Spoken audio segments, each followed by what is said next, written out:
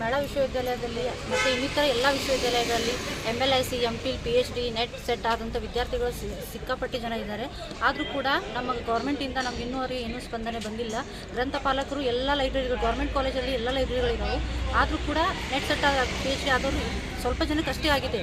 ಇನ್ನೂ ಕೆಲವೊಂದು ಜನ ಇದ್ದಾರೆ, ಅವ್ರಿಗೆ ಏನೂ ಅವಕಾಶಗಳು ಸಿಕ್ಕಿಲ್ಲ, ಇನ್ನೂ ಒದಗಿ ಬಂದಿಲ್ಲ ಅವರ ಅವಕಾಶಗಳು. ಸೊ ಇವಾಗ ಏನಂತಂದರೆ ಗೌರ್ಮೆಂಟಲ್ಲಿ ನಮಗೀಗ ಫೈನಾನ್ಸ್ ಆಫೀಸ್ ತನಕ ಫೈಲ್ ಹೋಗಿದೆ ಅಂತ ನಮಗೆ ಗೊತ್ತಾಗಿದೆ. CM ಅವರು ದಯವಿಟ್ಟು ನಮ್ಮ ಆ ಫೈಲನ್ನು ಮತ್ತೆ ಮೂವ್ ಮಾಡಬೇಕಂತ ಕೇಳ್ಕೊತಾ ಇದ್ದೀವಿ. ಹೆಸರೇಂಟು?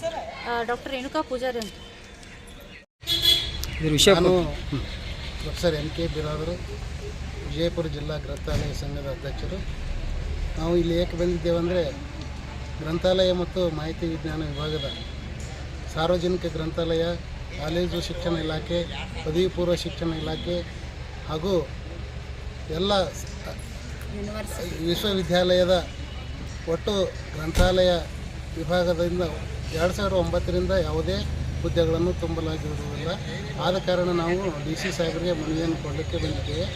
ಸುಮಾರು 2009ರಿಂದ ಸಾಕಷ್ಟು ಈ ಗ್ರಂಥಾಲಯಗಳಿಗೆ ಗೆಸ್ಟ್ ಲೆಕ್ಚರ್ ಆಗಿ ತುಂಬ್ತಾ ಇದ್ದಾರೆ. ಹಾಗೂ ಸಾರ್ವಜನಿಕ ಗ್ರಂಥಾಲಯಗಳಲ್ಲಿ ಸಾಕಷ್ಟು ವೇಕೆನ್ಸಿ ಇದ್ದು, ಮತ್ತು ನಮ್ಮಲ್ಲಿ MLIC ಮುಗಿಸಿ, PhD ಮುಗಿಸಿ, KSET, ನೆಟ್ ಹಾಗೆ ಸಾಕಷ್ಟು ವಿದ್ಯಾರ್ಥಿಗಳೇನು ಪರದಾಡ್ತಾ ಇದ್ದೇವೆ. ಯಾಕಂದರೆ ಅವರು ವಯಸ್ಸನ್ನು ಮೀರ್ತಾ ಇದೆ.